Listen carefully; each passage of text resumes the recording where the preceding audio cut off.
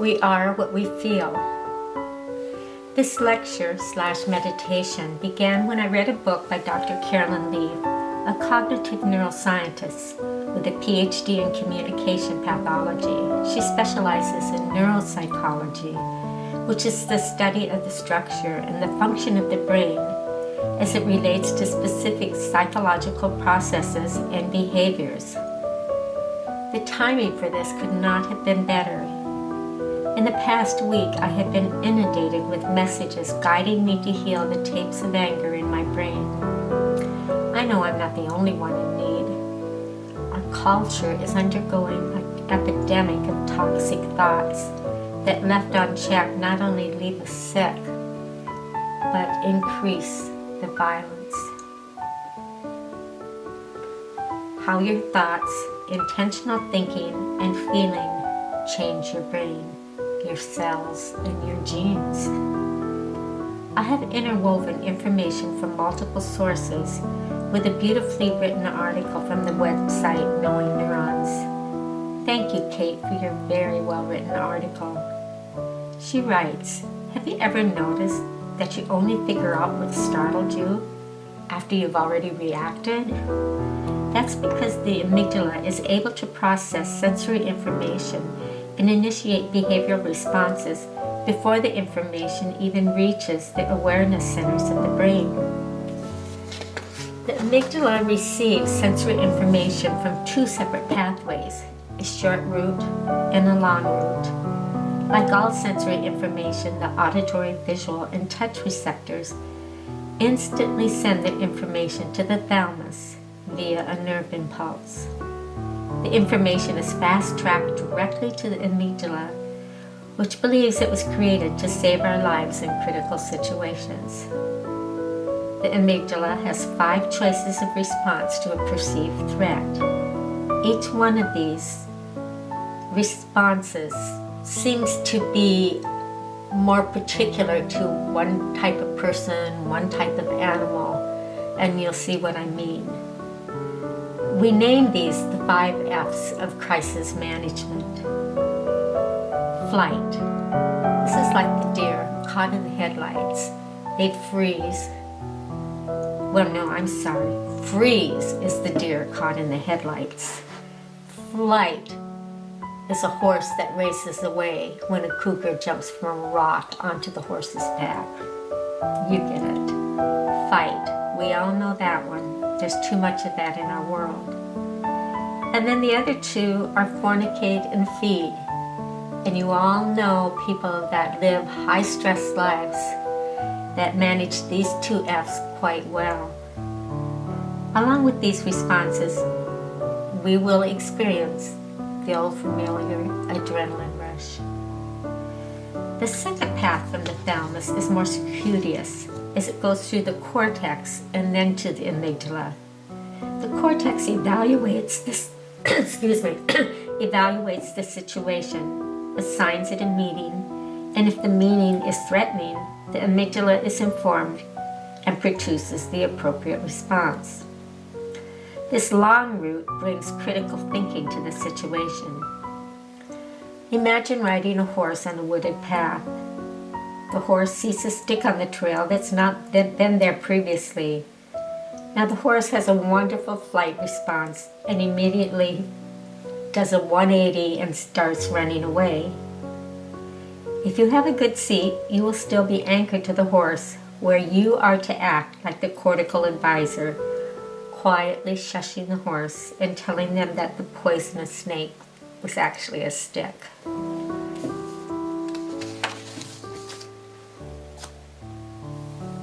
These 2 pathways explain why pranks can be so funny. If it's done right, the person reacts quickly, the short route, and only after the information is processed by the cortex, long route, does he realize that it was not a real life-threatening situation, and he simply had a good scare. Remember when you were a child and your parents asked you to count to 10 before you reacted? They were trying to give that long route its chance to get to your frontal lobes and analyze that not everything has to be a crisis. This is kind of the same idea, and we could still use that. If the threat is overwhelming, if you are emotionally flooded, the second pathway or long route of information can literally be shut down. It's like a gate at a railroad track, just closed. The body is immediately flooded with adrenaline, and you succumb to one of the F factors of response. Since little of the information reached the higher levels of cortical analysis, the trauma will not be processed through the hypothalamus, which is our memory bank. Cognitive therapy will not help if the mind does not remember. I think that's why so many people feel that there's a lot of benefits from hypnosis that actually take you from the mind to your cellular memory. The electromagnetic frequency elicited by the visual, auditory, and touch receptors during a traumatic event or in very early childhood is completely shunted to our subconscious, and there it resides as our cellular memory. The subconscious memory carries the emotional frequency of the emotional event, be it fear, rage, shame, or guilt. These frequencies are so low that when they sit in our body, they disrupt the normal healthy frequency of each organ. Unfortunately, the subconscious or cellular memory seems often to rule our life. Our responses to life situations are guided by the cellular memories, but to us, they're just inexplicable. I don't know why I did that. I don't know why I reacted like that. It is imperative that we can find a healer who can take us to those hidden core wounds and release them from our bodies. Without that help, we cannot move forward. If you wish to take that first step and do not have an available healer, go to my meditation on going into the underworld to find healing of our core woundings. It is a highly effective shamanic exercise. For millennia, healers have known that sickness begins with a core wounding. Those who suffer PTSD are on a lifelong treadmill of overblown emotional and physical reactions to the slightest thing that resembles the initial wounding. The amygdala holds tight to those emotional perceptions, and those perceptions made when we didn't have our critical thinking available because we're so overwhelmed or because we're so young. Those perceptions often trump critical thinking. Every minute of every day, your body is physically reacting, literally changing in response to the thoughts that race through your mind, and in response to those little hidden messages from long ago that have stayed in your cells. The hippocampus, a structure in the temporal lobe, is the memory center of the brain, and it provides contextual information to the amygdala. A good example of this is a lady was walking her dog, and a hot air balloon, big red hot air balloon, landed real close to them. The dog was terrified. Well, one of the paths she likes to walk with the dog has these lines that are stabilized by big red balls. And you know the rest of the story. Those big red balls look just like that hot air balloon, and the dog goes crazy. So for us even, if our frontal lobe was not engaged at the time that some trauma happened, then the amygdala sees something that represents that terrible trauma and immediately says, okay, I'm going to protect you, something bad's going on here. And of course, your body's adrenal glands, they jump in to be the helper, and epinephrine floods your system. With the epinephrine flowing in your bloodstream, your hippocampus seals the memory even more firm. The amygdala gets input from the medial prefrontal cortex, which is involved in the planning phase of response. And this comes after the initial reflexive reaction. Thank God for counting to 10. Because if we wait just a moment, we with the higher cortical thinking can actually figure out, oh, this isn't as bad as I thought. The prefrontal cortex assists you in deciding, okay, what's the best course of action? While the amygdala, the primitive part of our brain, is fully developed at birth, the prefrontal cortex isn't. And it's not fully mature until in your early to mid 20s. Because of this, and you know what I'm going to say, children and adolescents don't always make rational decisions, and they can't always control their emotions. Add to this the epidemic of drinking and the use of pot in teenage years. Pot delays the maturation of your frontal cortex. That's really scary to me, because these kids that are supposed to be developing rational thinking are doing pot and saying, there's nothing bad about this. But bad is that your frontal lobe isn't developing. It kind of just stops, and you're left with this young brain that is overly reactive and not very critical in its thinking. And of course, alcohol shuts down the function of the frontal lobe. Yeah, I can't be responsible for what I did. I was drunk. We put those two factors together, and you have the crazy teen years. You have the frat parties that end up with somebody dying. So be gentle with yourself. If you survive those teen years, be grateful. An important area of the brain which regulates behavior is the ventral corpus striatum. It has several functions, one which is involved with positive reinforcement. This area is associated with addiction because it seeks pleasure. It loves to feel good. It's wired to respond to calm, peaceful situations. When we feel safe and confident, the striatum is activated, and we can feel as blissed out as a baby at its mama's breast. Since the ventral corpus striatum is also associated with planned movement, athletes use visualization and meditation to improve the function of this area, and we know how much it improves their performance. The worst use of this part of the brain is our addiction to certain foods, drugs, sexual behavior, or approval seeking. The Creator gave us the ventral corpus striatum as an award for seeking the intimate presence of God.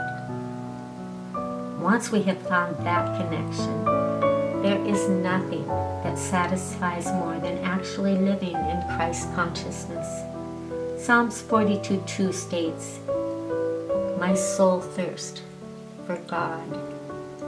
My corpus striatum thirst for the peace and pleasure of God." And so we are offered a choice to dwell on the toxic events and stimulant to our brain, or to choose to dwell in a state of reverence, peace, and gratitude. Each state of mind profoundly affects the cells of your brain and eventually your entire body. Research has shown that it may take only 6 weeks for sustained negative thinking to create illness. In some schools, teachers who have instituted a meditative yoga practice say that angry outbursts, fighting, and imitative behavior have been sharply reduced. And research shows us that just as toxic thoughts make us sick, the opposite is true. Even short-term meditation improves areas of the brain that deal with self-regulation. Long-term meditation increases the size of the hippocampus, which helps us remember. Not a bad thing for the classroom or in old age. Consistent meditation when you do it longer than 8 weeks, not constantly, just a little bit every day for 8 weeks, actually increases the amount of gray matter in your brain and attenuates the 5F response of the amygdala. I've thrown a lot of information at you. Let's take a moment to integrate it. You can sit for this exercise, or if your body's asking for a physical experience, just stand up. You can stand with your feet parallel, or if you like a little more physical challenge, stand with one foot directly in front of the other and just kind of make your body like a stiff, straight pole. Now lift your arms up from your sides and up over your head as you take a deep in-breath. Bring your arms back down and then around and fold them in front of your heart like a namaste. While you're bringing your arms down, I want you to exhale, but I want you to do it a little different. I want you to make a sound like the air's going through a narrow tunnel. So it's going to sound like this.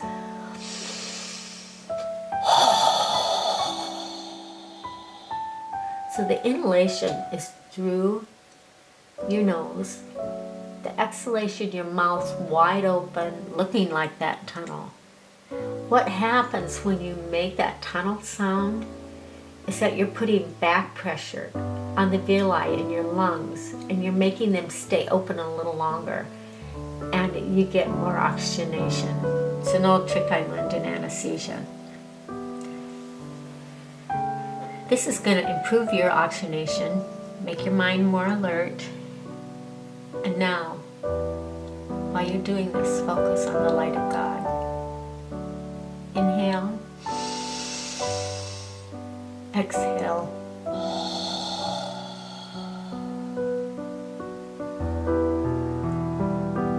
Feel your body stretch up toward that light.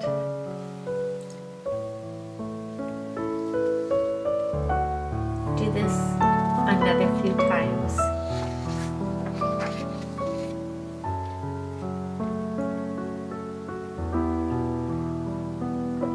Feels good because your striatum is stimulated by this movement, by your breath, by your focus on divine light. You're just going directly to the place of peace. Don't you love it when your deepest spirituality correlates with your greatest physicality?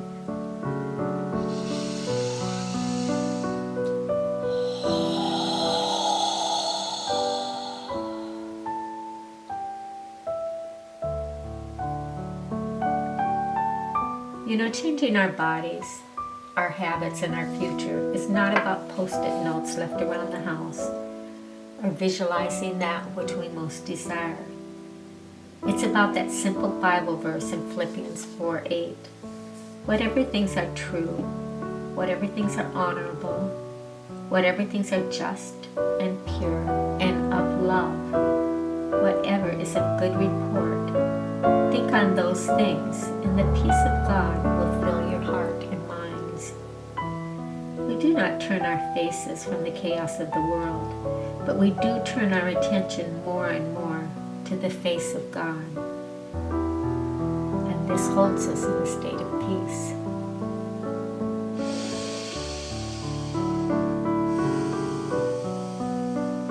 I'm going to give you some facts that will take you right to the workings at the cellular level. This is why you need to take another deep breath, really get that brain oxygenated.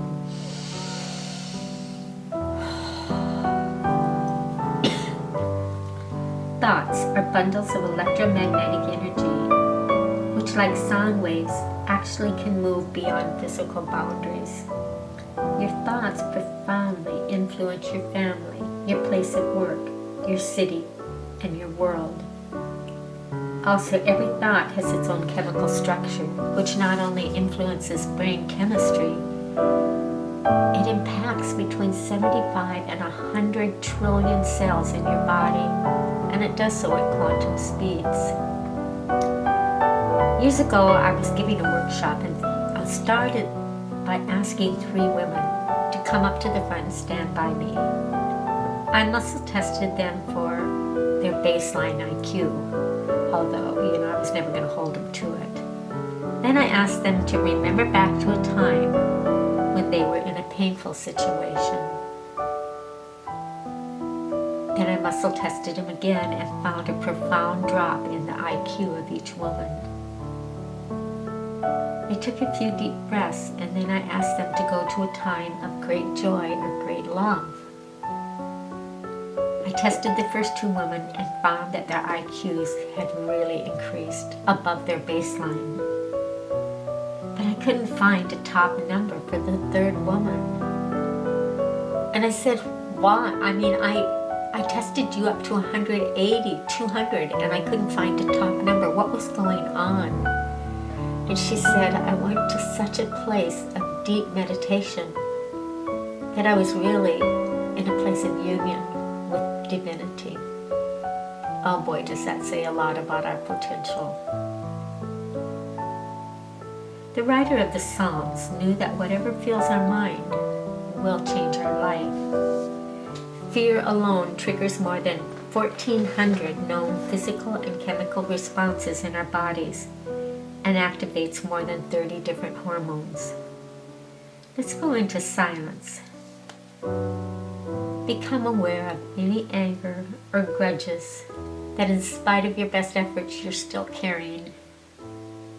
Now don't let your mind argue, either defending or chastising your emotions. Just watch and see how the emotions, the anger, the grudges play out in your everyday experience.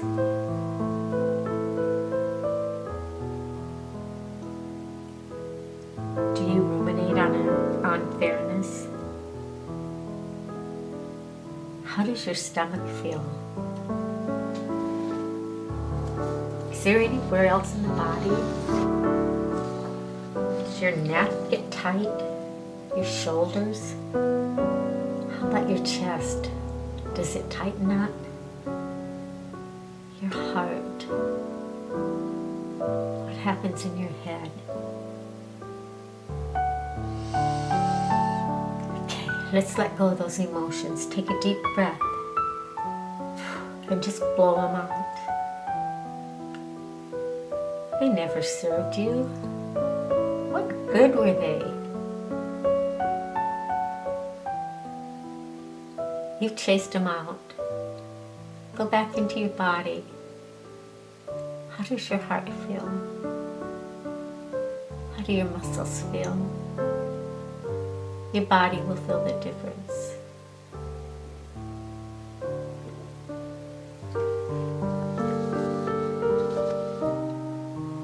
Now I ask you to think of a situation which has created confusion or conflict for you.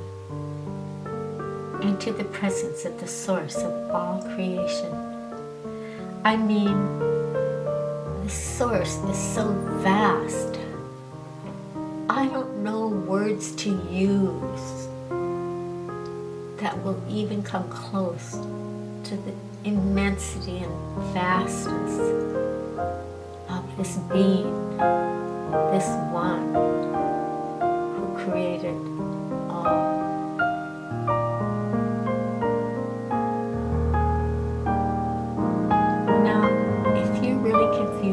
Concerned about a situation, just share it with the Christ consciousness, with the source of all creation. The answer may not come right now, or it might, but it will come, and you will know it when it comes. Just stay in that confidence. My mother had a needlepoint on her wall that quoted the Bible verse from Isaiah 26:3. God will keep in perfect peace he whose mind is stayed on him, because they trust. It is in our peace, not in our flailings, that the answers come. Sit in this place for a few moments.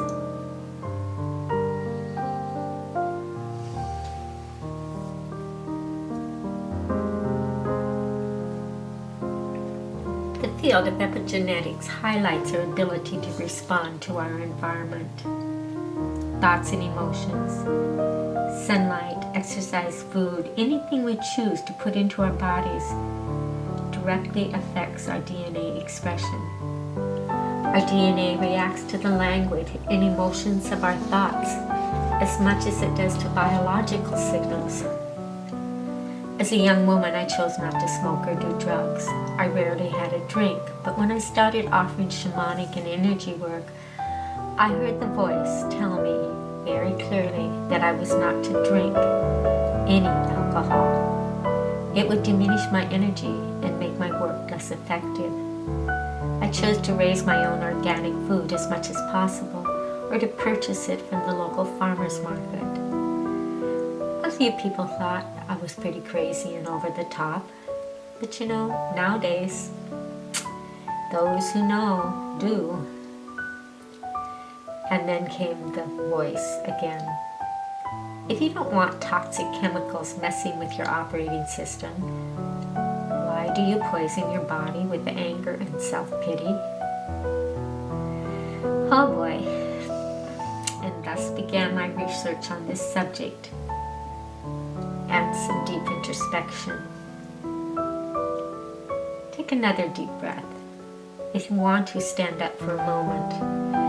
I want your brains oxygenating and functioning at their best.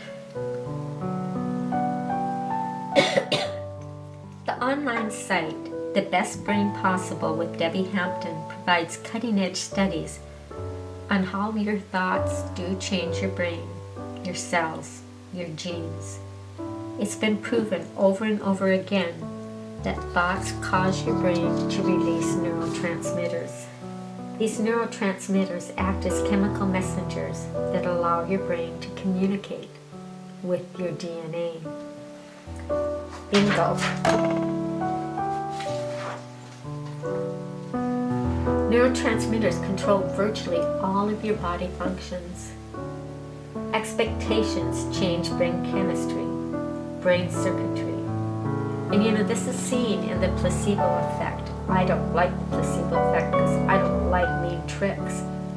But they have found in medical research, if it's not time for a patient to have their next pain med, but the nurse comes in and says, okay, I'm going to give you something for pain, and she injects some normal saline into their IV site, because that patient believes they're going to feel better, they will. Years ago, I heard Lynn McTaggart speak at a conference in Santa Fe. Lynn teaches and writes on science and spirituality and does many worldwide consciousness studies.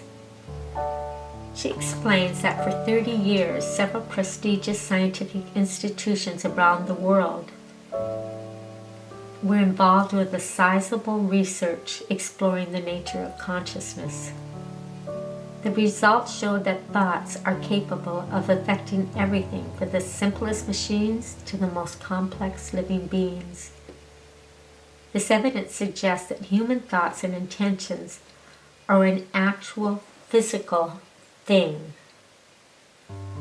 with astonishing power to change the world. Every thought we have is tangible energy. It's a little mini transformer. Talk about the power of thought.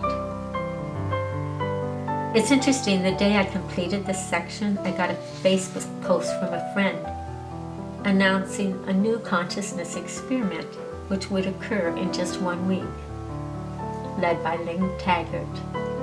She was asking tens of thousands of people from around the world to pray in one moment, on one day, for peace in the Middle East. And before this moment began, just at the moment it began, a miracle already started happening.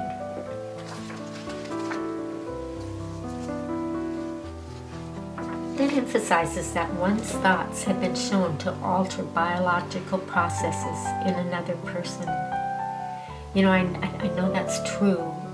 I don't know if it's 100% correlation, but when I was a young nursing student, I worked in a neonatal unit with babies who weren't being touched. Their mothers were ignoring them, and they had failure to thrive. It's a very, very real medical condition in newborns that are just kind of tossed aside. So if this mother rejects the baby in her mind or physically, that baby knows it. I had a friend years ago who took newborn babies into her home and fostered them until the new family could adopt them. And they always had to give that baby a month with the foster parents so that the mother had a chance to say, you know what, I changed my mind, I want my baby. And once in a while, one of the biological mothers would come just to see her baby. And the saddest thing was, when that mother walked out the door, that baby, all babies who experience this, just curled up in a fetal position and didn't make a sound for hours, half a day. They were so impacted by the mother's thoughts of rejection. Your body is an energy center, and if it's attuned to the frequency of divine source, can you imagine the power your thoughts have on another person? Do you remember the story from Sunday school that Jesus was walking through a crowd of people, and all at once he felt this little buzz of energy like it left his body, and he said, "Who touched me?" And this woman behind him confessed, and she said, "You were so busy, I didn't want to bother you, but I thought if I just touched the hem of your garment, I would be healed." And she was. That's the kind of power we carry in our energy field when we are tuned to the divine frequencies, rather than groveling along, like crawling on our belly in glass, thinking about, oh, woe is me, oh, poor me. Jesus actually told his disciples, you know what, guys? You're going to do these same miracles, and you're going to do more. I never quite understood that, but I'm getting it. Let me tell you of a moment in my life which demonstrates the power of our thoughts and the energy behind those thoughts.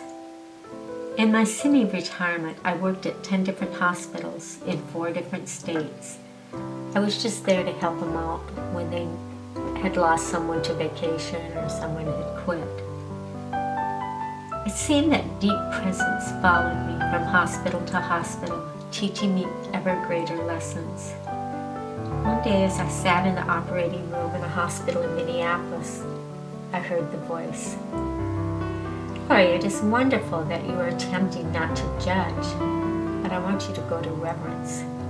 I was startled and spent some time contemplating, how does one express reverence?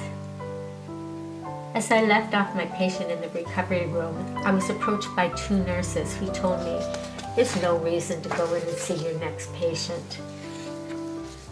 And I thought, what? And they said, "Hey, we're just trying to save you the misery. She's being really nasty." Well, I said, "I don't even know what surgery she's going to have." And they said, "Oh, her belly's full of cancer. She's in a lot of pain from the blockage. So they're just going to open up and pull out a loop of colon and cut it open so her colon can drain into a bag.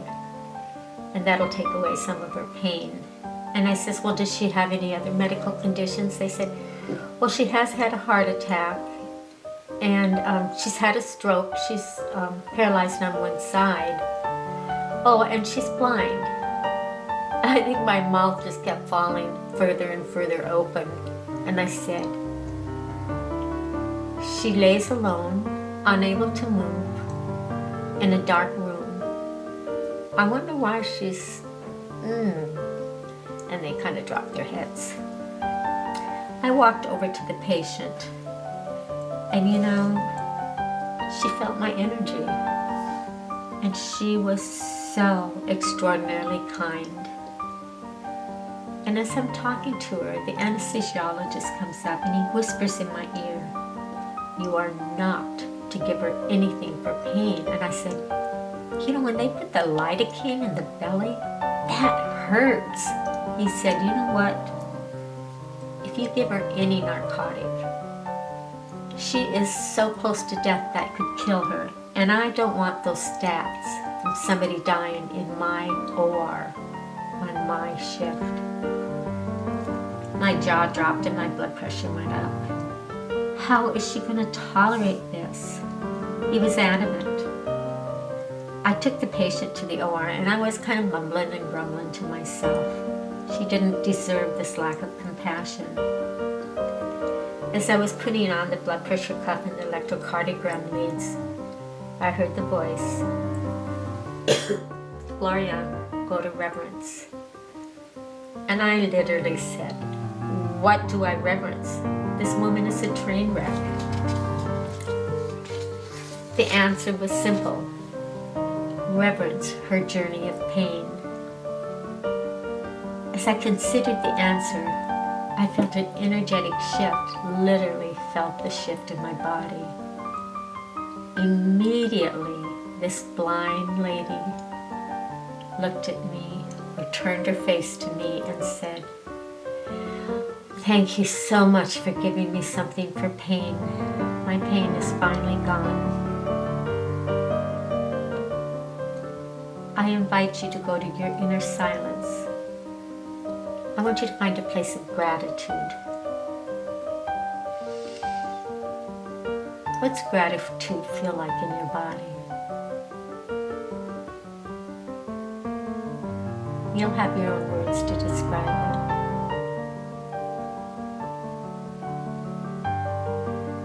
Now I invite you to go deeper into that inner silence and embrace the emotion of reverence.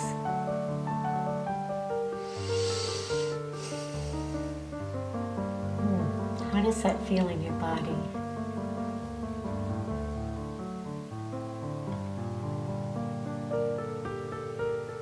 Do you realize that holding these frequencies makes you a healer for yourself and everybody around you that's receiving the frequency of your emotion and the frequency of your thoughts?